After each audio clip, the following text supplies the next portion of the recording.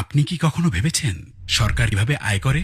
প্রতি বছর বাজেট কিভাবে তৈরি হয়, আর সেই বাজেট অনুযায়ী টাকা কোথায় কোথায় খরচ হয়? সরকারের আয় আসে আপনার দেয়া কর, বিদেশি অনুদান, ঋণ, আমাদের প্রবাসী হিরোদের পাঠানো রেমিটেন্স এবং সেবামূলক আয় থেকে। আর এই টাকা দেশের বিভিন্ন খাত ও প্রকল্পে ব্যয় করা হয়। যার সঠিক হিসাবটা জানা রাষ্ট্রের নাগরিক হিসাবে আপনার একটি অধিকার। বর্তমানে এই হিসাব জানার প্রক্রিয়া অনেক জটিল ও কঠিন।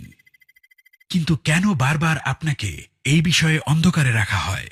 কারণ এই জটিলতাই দুর্নীতিবাজদের জন্য একটি নিরাপদ আশ্রয় তৈরি করে, আর অপরাধীরা থেকে যায় লোকচক্ষুর অন্তরালে। এবার সেই সমস্যার সমাধান হবে আমার টাকা আমার হিসাব নামের একটি অসাধারণ ডিজিটাল উদ্যোগের মাধ্যমে।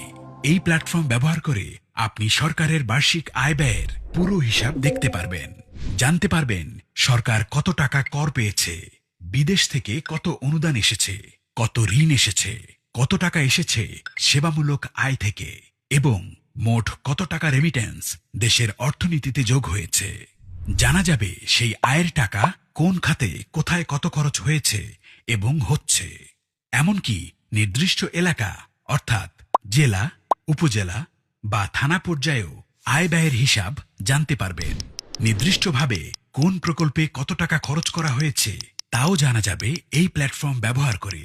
এই প্ল্যাটফর্মের মাধ্যমে ব্যয়ের কোনো অসঙ্গতি চোখে পড়লে আপনি প্রশ্ন করতে পারবেন, প্রয়োজনে অভিযোগও জানাতে পারবেন। এভাবেই আমরা সবাই নিজ নিজ জায়গা থেকে দেশের আয় ব্যয়ের প্রতি সচেতন হব। দেশের আর জনগণের কাছে সরকারের স্বচ্ছতা ও জবাবদিহিতা নিশ্চিত করতে পারব। এই সুন্দর উদ্যোগটি সত্যি করতে প্রয়োজন আপনার একটি মূল্যবান ভোট।